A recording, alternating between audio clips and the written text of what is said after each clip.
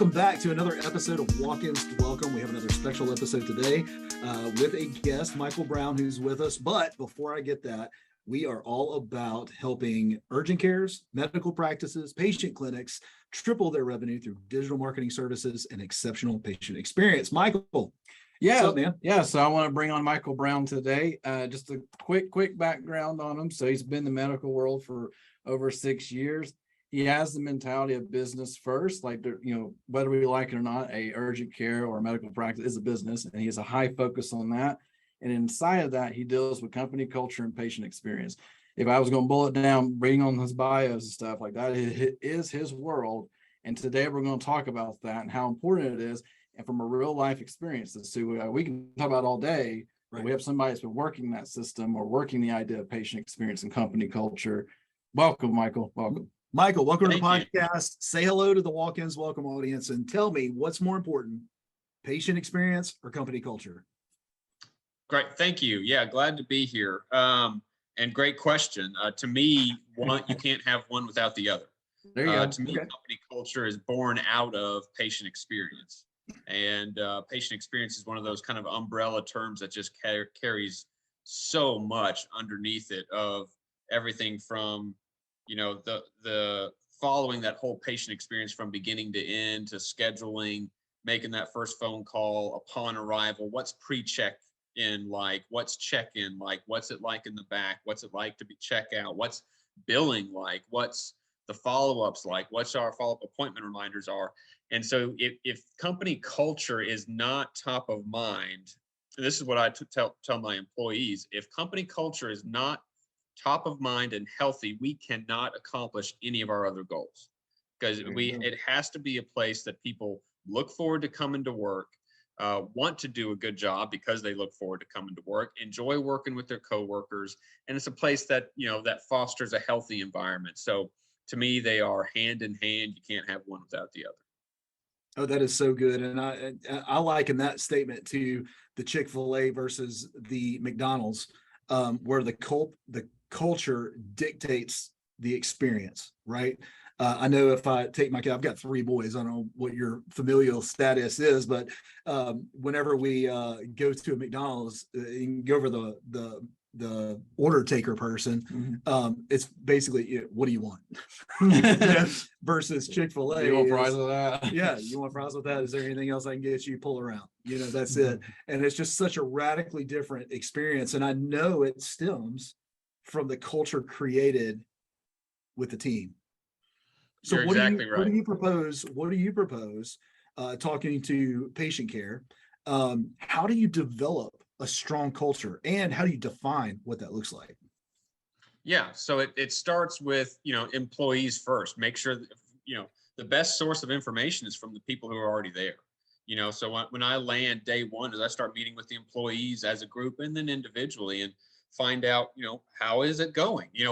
What are your thoughts? How could we do better? Where can we support you better? And so a lot of it is working with the employees and figuring out what do they need, what are they not getting, what can we help, in what ways can we coach and offer opportunities for betterment and things like that. But then, as you said, part of the Chick-fil-A approach versus the other fast foods is I read a great article, and I don't remember where it was, but the expectations of, say, a surgical practice is they think I provided good service because I did the surgery and they had a good outcome. Well, that's the expected outcome. They expected to have a successful knee surgery. So whoop-de-doo, honestly, Right. That's not providing good service. Good service is, were they greeted when they walked in? Were they greeted with a smile? Were they given options and opportunities?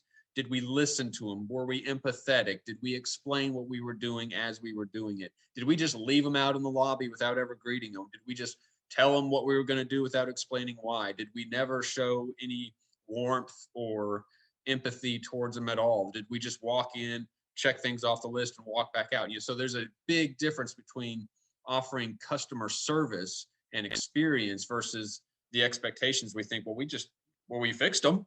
you know. So Right. so the patients, as far as the patient is concerned, that's the expectation, is you were supposed to fix me, but y'all were mean to me, or I didn't feel warm and welcome, or you know, those are the things we have to keep top of mind when we're thinking about patient experience.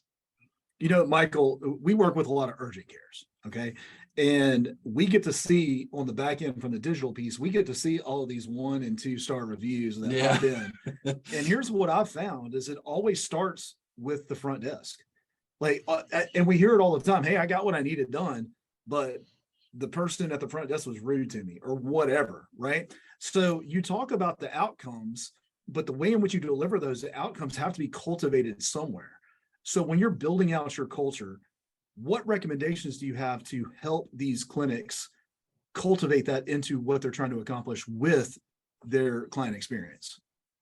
Yeah, so I mean, you're right. For me, what I have noticed is the number one complaints come from those first couple of interactions. So for non-urgent cares, a lot of these really busy multi-practice clinics, it happens when they call to schedule an appointment. You probably don't have that as often with urgent care, but Right. you know, that first phone call, trying to make an appointment, how long did they wait? Were they greeted warmly? There's been studies that have said if you smile while you're on the phone, they can feel and hear the smile.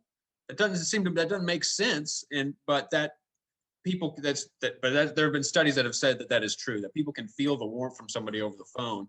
And then you're right, the front desk. I mean, I have a big passion for that front desk, no matter where you are, because that is, we call it being on stage. You're always on stage. There's nowhere to hide. You are, you know, they know exactly what kind of day you're having by just the look on your face when you didn't know they were looking.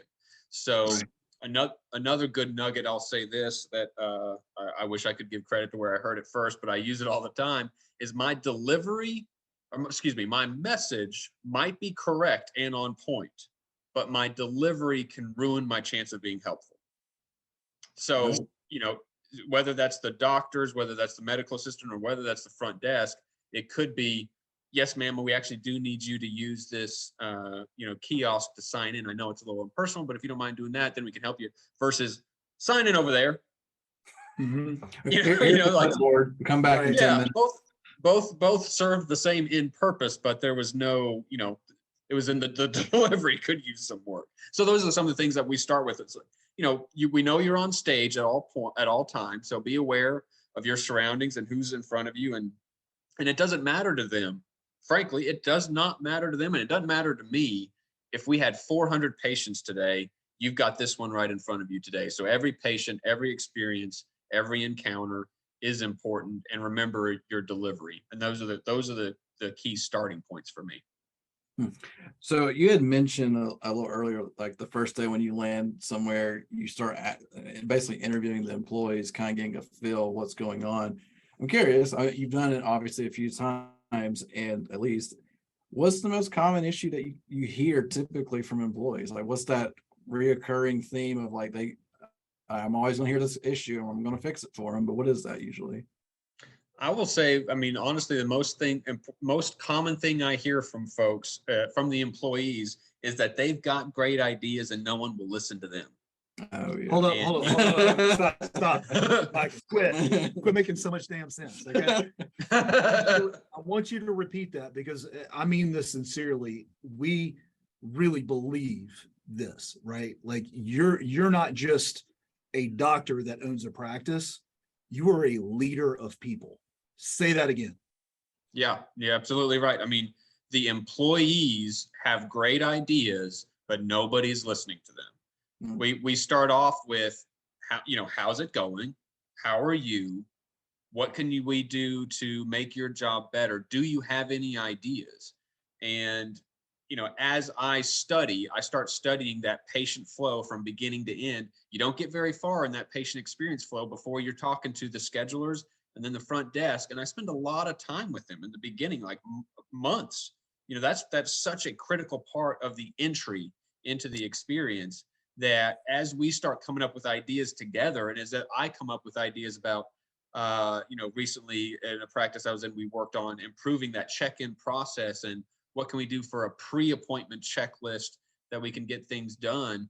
As I started bringing some of these ideas to the table, most of the employees were welcomed it with open arms. They're like, that sounds great. It's going to make my life easier. It's going to set the expectation better for the patient. All these things are things we have been talking about for a long time. So most of the employees, have great ideas to start with, and we tell them, some of your ideas are great and we're going to run with them. Some we're going to take into consideration. We'll think about, but for the most part, the employees are the place to start, because that's where they work. That's where they've been sitting. As a new guy, I'm looking at from a 5,000 feet view and seeing where I think we can make improvements, but they've got ideas in their pocket. They're ready to throw at you. One thing that you said that I think some people may overlook is that this takes time. This is not, let me ask this question one time at a team meeting that's once a year and nobody says anything because they're afraid to say anything. Like this takes, like we know even with our company internally, we'll ask these questions. We don't get an answer right away. We'll keep asking the question and then let them realize you're not going to be hurt or put on blast for asking a question that questions the process that we have set up so long ago. Do you remember how we set that up for our team then? Okay, so I this worked for us. It could work for a medical practice. I asked the question, what if we? Oh yeah. And then I just shut up. And I think we got an entire internship built completely off of what if we, right? Yep. So I wonder if that could be a way for one of our listeners who wants to get the information from their team. Their team may be apprehensive to give that information out. Sit down in a room, have a whiteboard, and just ask the question, what if we ... and go. And then you preface with, this is a safe zone. You can't, you're not going to be told something later after this meeting. Like this is your opportunity. And then it's also, you embrace it. So if somebody says something, you just start writing on the board. Right. And you just keep writing until they quit talking. And then all of a sudden you have all these ideas. And then you're like, all right, everybody look at these ideas. What do you think is going to be the first one we can do? Have you done something similar to that, Michael, where you've seen really cool ideas birthed out of that? I mean, similar. I mean, you were to your point of it takes time, like for me, my background is primarily management and then administration. And I have learned as I have moved into bigger and bigger roles with larger and larger facilities, there's still a big difference between administration and a CEO. And not that there's wrong with any of it, but a CEO in general terms is going to sit back and have a lot of meetings and come up with ideas, throw them at the wall and say, now you do it. Whereas as an administrator, I spend a lot of time just watching. I showed up at the front desk and told, don't let me make you nervous. I'm going to hang out over your shoulder. I'm going to ask you questions just to learn it.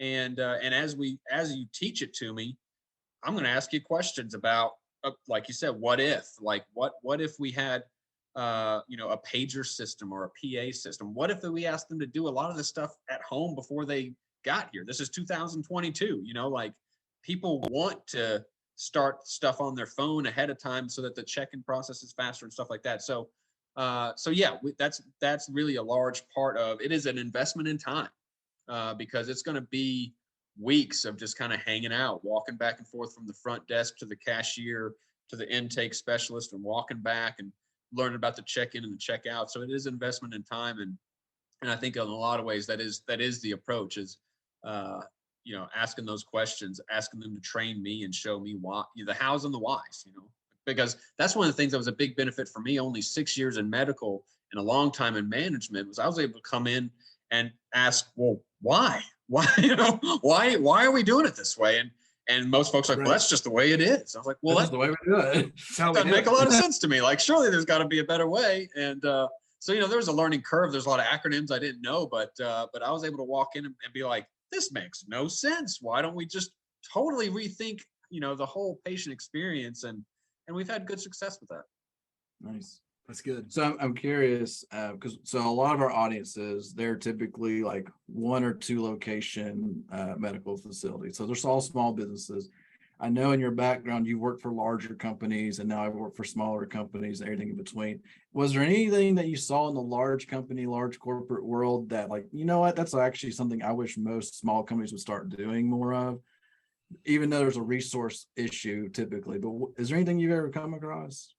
Sure. I'd say, embracing technology. The larger guys have a little bit deeper pockets, can make some investments that some of the smaller guys might be scared of or might feel like it's too risky. But the large guys were willing to take that chance. And a lot of those large guys that were willing to look into, basic, to me, it's 2022, a patient portal. What can you do to get your medical records on your phone? What can you do to start the check-in process?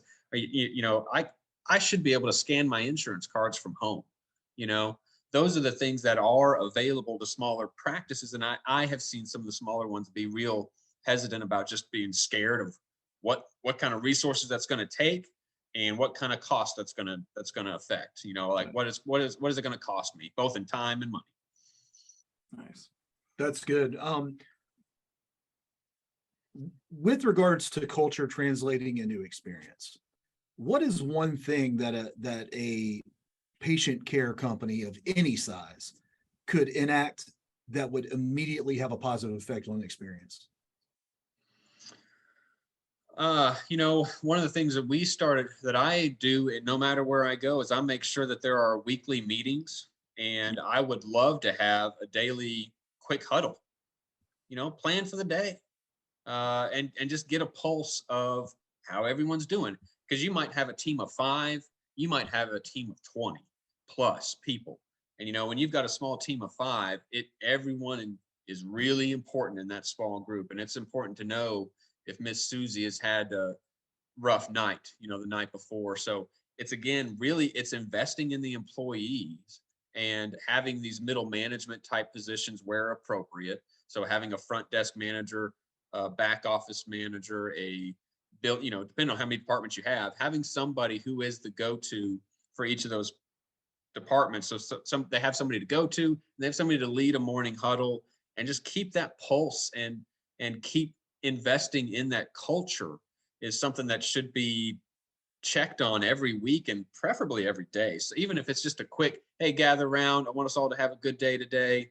We've got 200 appointments before noon. It's going to be wild, but we're going to do great. So just hang in there and get to lunch, and we'll have a great lunch, and then we'll have a great afternoon. That goes so far into people's psyche of just knowing, hey, I've got the support of my immediate management plus higher ups. It kind of forces everyone on the same page. Mm-hmm. Like, hey, we're in this together. We see the wave coming, but we know we got each other's back. And if somebody, put your hand up if there's something going on that you're gonna have issues today, let's work through that together. Yeah. Yeah, and I will say, I say this, when I arrive somewhere and I'm having these initial meetings, I will tell everybody my mom is a social worker, so that really plays a big role in my approach. Is there's nothing that can't be talked out. I'm an encourager and a supporter. I'm not somebody who rules with an iron fist. I think we've all worked in toxic work environments. Nobody wants to work there. So a company culture of support, empathy, encouragement, that's where people want to work and where people feel like they can thrive and grow and feel like they're valued. So I'd say that's a big part of my approach is kind of the counseling that was in our household growing up of being a supporter and encourager. That's good. I like that. So you've had a lot of experience with a lot of things. If you could go back, if you were going to tell anybody, like, all right, I have a horrible patient experience. I don't know if my culture is good or not because I'm not paying attention. Beyond just talking to employees, what's the best number one first thing you would do? Or you would tell them, start here, either building a plan or whatever, and work your way through? Because there's we've talked to a lot of owners or doctors that are owners, and they just know how to perform the medical side of things. They don't understand how to communicate with their team very well. They're all about the patient. They want to take care of, as we talked about, they want to take care of the patient, but they don't know how to take care of their first patient, their employees. And so if there's anything you can hand out to them saying, I know your struggles, start here. Well, just so that I understand, we're talking about if they're having trouble with their culture and with Yeah, their yeah. team. Yeah, Yes. like they have high turnover. There's lots of issues that pop up, a lot of arguments. Nothing seems to be moving in the right direction. Like this, because we come across this, we've come across medical practices like the doctor's great, but the rest is just not. Yeah, I mean, I would say, because they go hand in hand, right? You've got patient experience and work culture. Get real testimonies from both. So talk to the employees, find out what the frustrations are, but then also have real honest feedback from the patient experiences. Grab some of the Google reviews, but also send out an email blast and just ask your patient load, hey, would you guys mind giving us some feedback on your impressions on this? Sometimes it can be painful, but sometimes it's very honest and it's very insightful. It's usually very insightful. Sometimes it's a little hurtful and a little, bruise to the ego for some of the employees to learn that, you start to narrow down where the leakage really is. Is that the complaints are at the front desk, where you might find a lot of the complaints are also with the billing department. You might find a lot of the complaints are in the back office that I was put in a room and forgotten about for 30 minutes. I wasn't sure, if people knew that I was even there anymore. So once you have those tangible examples you can give to the employees, then one of the favorite things I've heard is challenge them. Let's come up with a challenge, guys. Let's find a way to challenge ourselves to say, you know what, no one's going to wait in the lobby for more than 10, 15 minutes. Well, we have a timer set, an internal timer at 15 minutes. Somebody needs to touch that patient in some way, whether it's a hello, whether it's a, hey, we hadn't forgotten about you, something like that. If you find these areas of weaknesses, come up with the challenges and challenge your employees to improve on those things. So that's on the patient experience side. Similar thing with on the employee side. If the employees are struggling, ask them for examples, and just be real honest. Try to have those safe places where, we're gonna talk today about what's going on, and here's some ideas that we have. You guys tell us what you think. I mean, something like an ice cream party, something like bringing some popsicles in, something, cookies, little things like that. Beer 30 Go. and pizza. We do beer 30 at our office. Now it's once a month, Yeah. but 3:30 on Friday. Most people are mentally checked out. So we say, all right, you finished up your work for the week. Let's just crack open a beer, or for me, a Yoo-hoo, because I don't drink beer. And then we just chit chat and kind of catch up and see what's on, and play games if we want to. And then we're done by 4:15, 4:30. Mhm. Just an opportunity just to relax with your coworkers. Yeah. Yeah. And that is the challenge too with your coworkers and with your peers. It's so hard to really, it's in a lot of ways, it's like your patients. You're thinking of like herding cattle as your patients. A lot of times you get stuck in that same tunnel vision with your coworkers. I just see them as my coworker. I forget my coworker's got a name with family at home and hobbies on the weekend, and I have no idea what they are.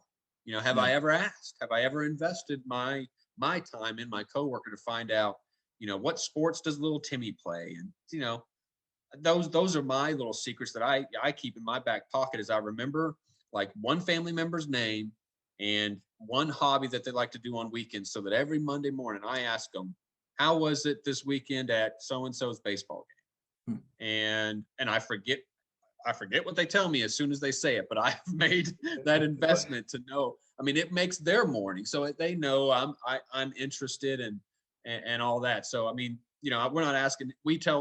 I've told my people this. We're not asking anybody to be best friends.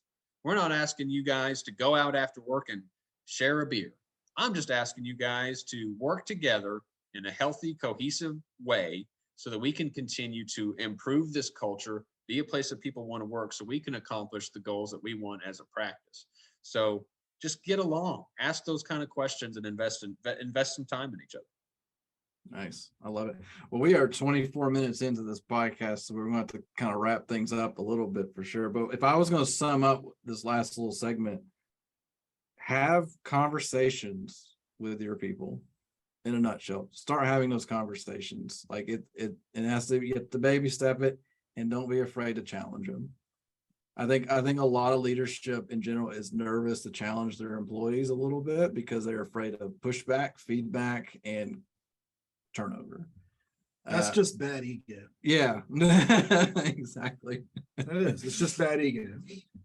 But I love That, it. that leaves little room for improvement on a personal level. Yeah, if you can't confidently challenge somebody, then you're never going to improve. Well, I would Well, say another Michael, way we've had to, a blast. well, I was just going to say, No, go ahead. I another way to wanna wrap hear this what up, you're saying. you know, to remain humble in that approach, I think is what you were, you know, ego, you know, the same ego that says I'm better than is the same ego that says I'm not good enough. It's the same ego. It's just on opposite ends of the spectrum. And so once somebody said that to me, that made a lot of sense. And that's true in management, is either, you know, I'm the guy with an authoritative fist, or I'm too submissive, or I'm better than or less than. It is uncomfortable sometimes to be vulnerable.